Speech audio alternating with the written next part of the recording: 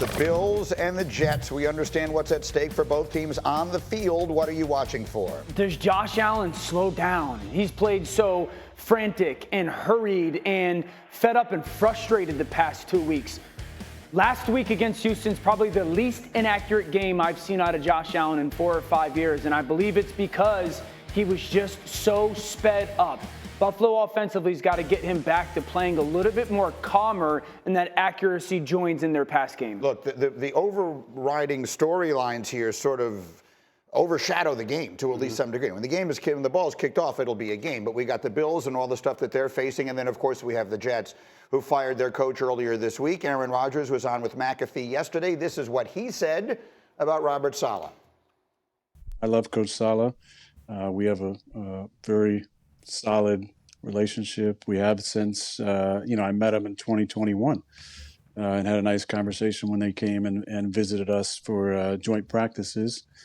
He was a big reason why I came to the Jets. As far as any of the ridiculous allegations out there, I'm not going to spend more than one sentence in response to it, and that is that I resent any of those accusations because they're patently false. And it's interesting the amount of power that people think that I have, which I don't.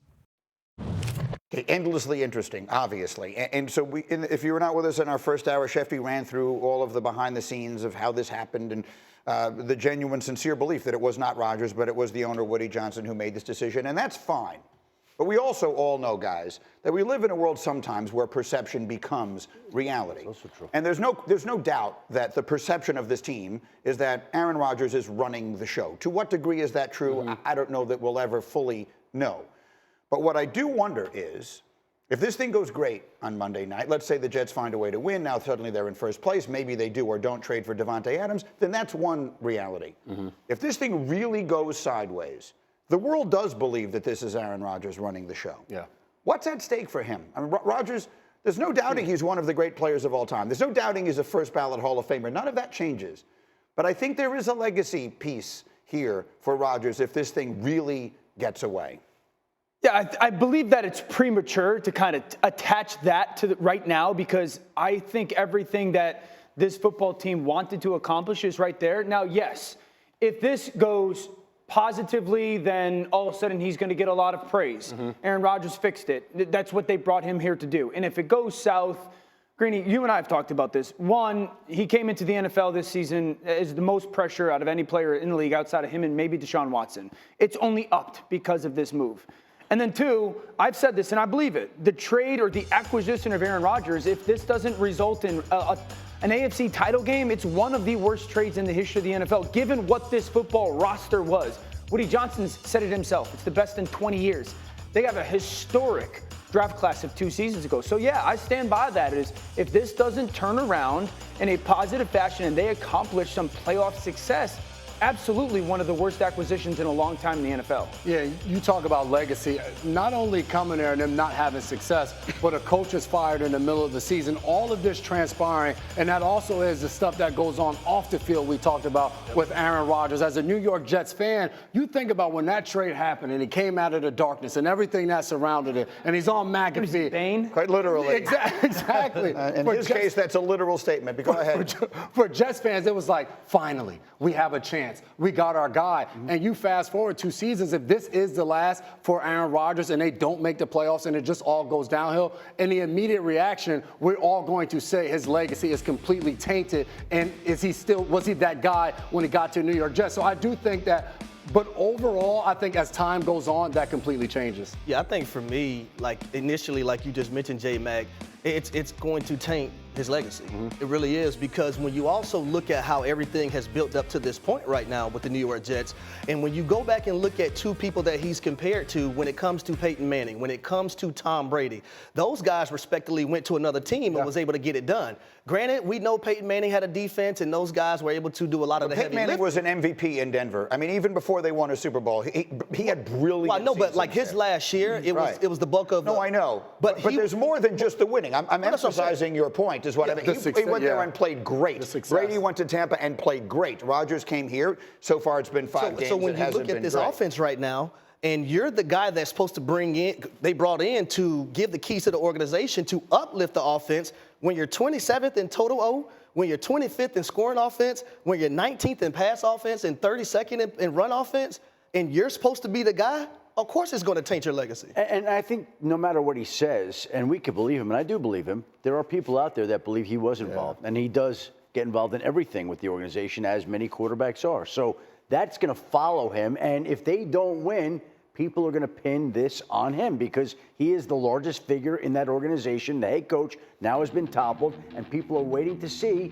how he can handle this and if he can return this franchise back to glory, which was how long ago, Greeny? A long, long time ago. Besides Travis Kelce, he's the most known person outside of football. People who are not football fans are very much aware of Aaron Rodgers. And one of us said it this morning in the meeting. There are people out there who have it in for him. There are people out there who are dying to see him fail I absolutely because of so much of the controversial stuff. And that is what it is. I mean, you're going to get involved in that stuff. You're going to create emotions on all across the spectrum. That is what it is.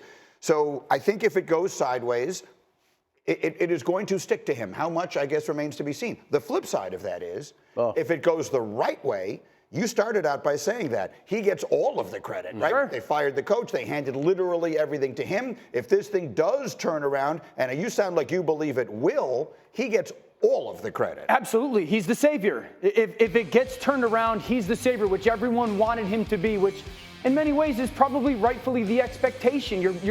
You went and acquired a Hall of Fame quarterback, a guy that short of 3 seasons ago was the MVP of the league. And so I maybe am by myself on this in believing that I do think this is going to be okay in New York. I think this is going to settle down because of this 2-game stretch. I mean, they've played 3 of the top 5 defenses in the NFL when it comes to San Francisco, Detroit, or Denver, and Minnesota.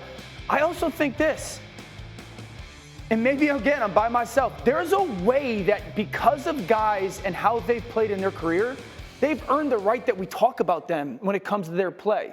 Whatever you think about Aaron, he's earned the right that we talk about him in a certain way when it comes to his play. That doesn't mean that we're not critical of it. That doesn't mean that we can't be transparent and truthful of it. But we've also, in too many ways, swung the pendulum in how we talk about Rodgers as a football player. And if it does swing, the noise better be just as loud. What's on the tape, I guess, then, is the question. Greeny, he's not playing perfect. No. Sunday was bad. Sunday was real bad, right? But Greeny, Sunday wasn't just an Aaron Rodgers bad thing. Yeah. They were awful on, you know how hard it is to play quarterback against the number 2 defense in the NFL when you stink on 1st and 2nd down? I mean, in the last 2 weeks, they've been 3rd and long 21 times. But there is a perception that this is his offense, that they're running the offense because he wants to. If it isn't working, and that sticks to him. And that's fair. That's a fair conversation that we can have. That the scheme falls on his shoulders, no question. But the performance is way more about their offensive line not being good enough to the second level. Their tight ends being bad in the run game when it comes to blocking. But isn't part of that is you realize what the talent level you have and you draw up schemes to play to the strengths of the players. So if you have a quarterback that's saying, no, I need the scheme to be played this way, if that isn't the best way that the guys in front of you need to play, then some of that falls on you. 100%. But I'm also going to throw it on Nathaniel Hackett, because he needs some accountability in this as well. Because if you're the offensive play caller and you're seeing that your personnel isn't what Aaron Rodgers wants to do, at some point you got to be man enough to say something to your quarterback, the guy that brought you in. Listen, Harry, I'm not the expert on wide receiver play. You are, but I know this. Garrett Wilson was on his way to being a superstar in the National Football League, playing with Zach Wilson and others who weren't as good as him as his quarterback, and he looks lost. He looks like a shell of himself. That is a problem. You don't need to be an expert to recognize that, right? That has to be the offense that they're running and something to do with it. Well, and one of the things I think between Garrett Wilson and Aaron Rodgers, those guys have to figure out, okay, Aaron wants to do a certain thing, but and I'm not saying this to slight Garrett Wilson. Garrett Wilson wasn't Devontae Adams when those 2 guys were paired together. So you have to figure out, okay, how can I trigger this young player and make the best work between my relationship and him on the football field? And that brings us to where they're at right now and what they're going to do for Monday night, because Nathaniel Hackett has been the offensive coordinator, and the biggest decision that the new interim head coach, Jeff Ulbrich, faces is whether he will allow Nathaniel Hackett to keep calling plays or whether he's going to turn to Todd Downing. And if you listen to Aaron Rodgers yesterday, when he said, I fully support whatever they're going to do, that told you that they're clearly mulling this decision. I would. And well, of course they are. And it certainly sounds like it's going that way, would be my guess. When you make changes, there are going to be more changes. And that, I think, we'll hear about at some point leading up to Monday night. Let me finish it with this. You have your passport?